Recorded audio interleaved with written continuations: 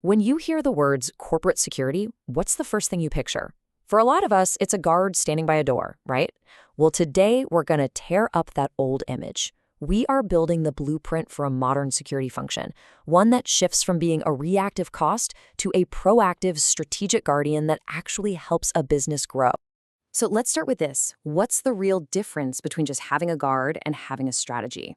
Honestly, it all boils down to one simple word: foresight. You see, a security guard is reactive. They deal with problems as they happen, right there in the moment. But a security strategy, that's proactive. It's a whole plan designed to anticipate risks before they happen. It's the difference between having one player on the field and having the entire playbook that wins the championship. So let's start building that playbook. The first thing you have to get your head around is that effective security doesn't just happen. It's not an accident. It has to be designed, it has to be intentional, and most importantly, it has to be perfectly aligned with the business it's supposed to be protecting. And that simple idea completely changes the mission. It's not just about preventing bad things anymore. It's about creating a secure environment where the business can actually succeed and thrive. To pull that off, security has to operate like a real strategic partner, managing its people, its budget, and its tech to support the company's biggest goals.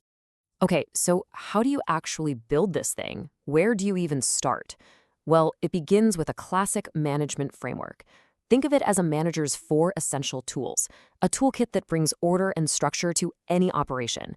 And yeah, that absolutely includes security. This is the engine that makes any well-run department go, the PODC cycle. The easiest way to think about it is like planning a huge event. First, you plan. You figure out your goals, you set a budget. Then you organize. You assign tasks, you get your team together. Next, you direct. You lead the way, you train and motivate everybody. And finally, you control. You measure how you did with things like audits and KPIs to see what worked and what didn't. It's a continuous loop, always aiming to get better. Okay, with that management cycle in our back pocket, let's start actually building the team's structure. And believe me, this is way more than just scribbling an org chart on a whiteboard. This is about laying a rock-solid foundation for a team that can work without descending into chaos. First up is a concept called span of control. It sounds technical, but it's a really simple balancing act. How many people can one manager realistically lead?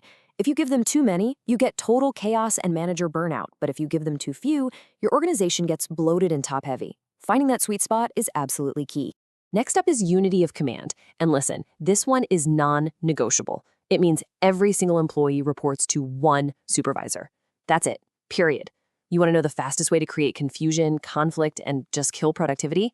Give somebody 2 bosses telling them to do 2 different things. It never works. One boss, one clear direction. And all of this gets tied together in the chain of command. Think of this as the formal roadmap for authority. It makes it crystal clear who reports to whom, all the way from the frontline officer to the head of the whole department. It's the structure that makes sure everyone knows their role and who they're accountable to. Now, this is a big one. We're shifting from the team's internal structure to its place in the entire company. And let me be clear, this has nothing to do with office politics or who gets the bigger office.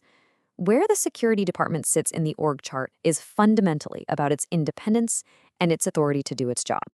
So what does the right setup look like? Well, for security to have real, actual independence, it needs a direct line to a top executive. We're talking the CEO, the COO, or maybe the general counsel.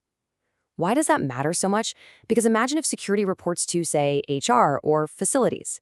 You can immediately see the potential for huge conflicts of interest. It robs the department of the authority it needs to investigate sensitive issues that might involve, well, anyone in the entire company. All right, we've got our strategy, we've got our structure. Now for the million-dollar question: who's actually going to do the work? Do you build your own in-house team of employees, or do you hire an outside security company to handle it? Let's break down the trade-offs. On one hand, an in-house team, what we call a proprietary team, gives you incredible loyalty, tons of control, and people who really, really know the company culture. The big downside, it costs more. You're paying for salaries, benefits, the whole shebang. On the other hand, contract security offers a ton of flexibility and way fewer administrative headaches. But the trade-off there is often higher turnover and, frankly, a team that's just not as invested in your company's mission. So which way do you go? Well, for most companies, the smartest answer isn't either or, it's both. This is where the hybrid model comes in, and it's often the most effective solution out there. You have a core team of in-house managers who set the strategy and hold that deep company knowledge, and then you use contract staff for the frontline posts where you need flexibility. It really is the best of both worlds, strategic control plus operational flexibility. And all of this brings us right back to one final, really critical question. I want you to think about your own organization for a second. Is your security team treated like a strategic partner, a true guardian that's woven into the fabric of the business? Or is it just seen as a necessary evil, another line item on a budget? The answer to that question really says everything about how ready a company truly is to face whatever comes next.